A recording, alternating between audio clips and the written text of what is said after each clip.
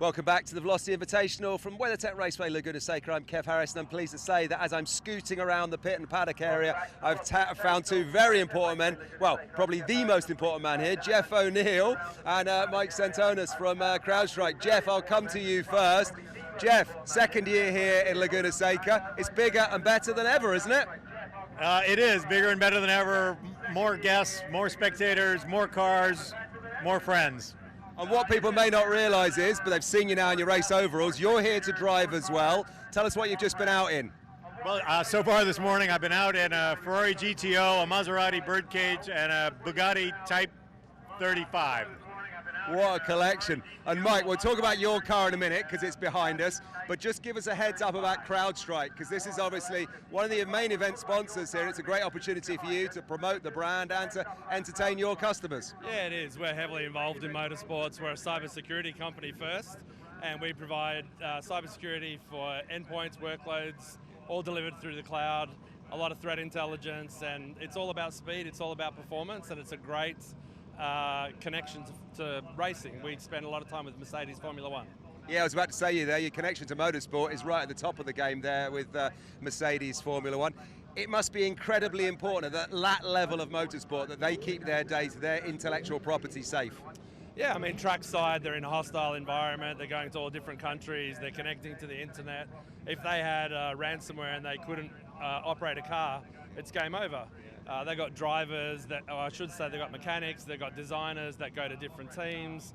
So intellectual property and protecting their intellectual property is so important. Everybody wants access to all the different teams. And cybersecurity, you've seen in the sport, has become a huge thing over the last couple of years. And as I said at the start of all of this event typically is a great opportunity for you to bring your guests along and give them a feel for motorsport. Not everybody that you'll bring here this weekend is a car guy or a car girl, but they're all enjoying the weekend? Yeah, everybody's loved it. Jeff and the team have done a great job. The diversity of cars, the access to walk around and meet the drivers, see the cars up close, cars that a lot of people just have never seen, including myself. So it's a great event, great wine. Weather needs to get a bit better, but we'll get there.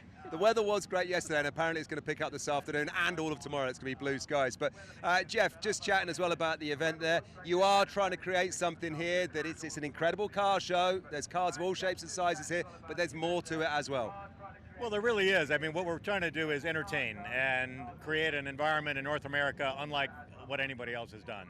And we're bringing food and wine and great cars, but not only old cars, supercars, and of course we've got the McLaren team here and Zach Brown and Mario Andretti. So we've got this amazing group of folks that help put this on, and some of the new technology that we've seen here is astounding.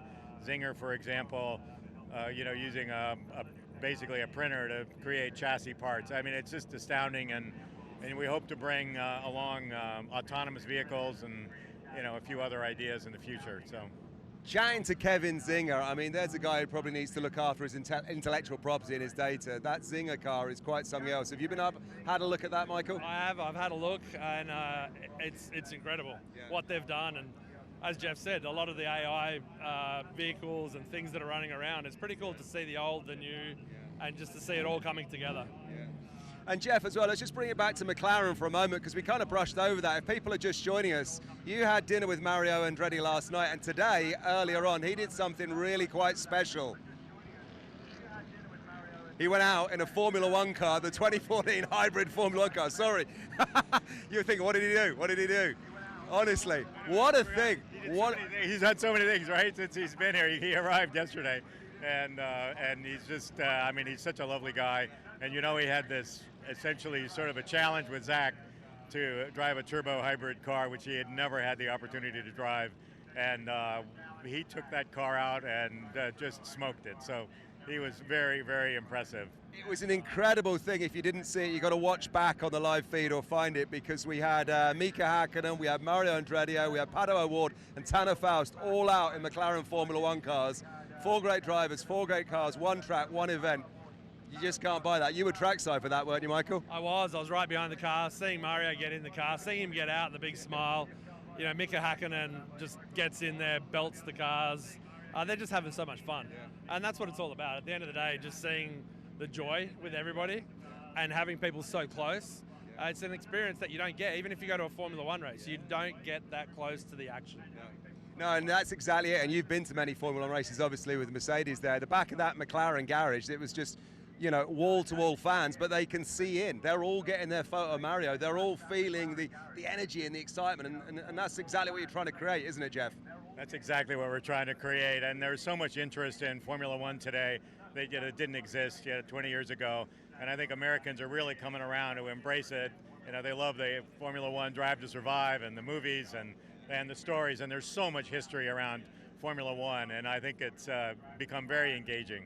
Yeah, it really is engaging. I think we're probably ready to go to our next track session. I wonder if Johnny Green is ready for us yet. Are we ready to go?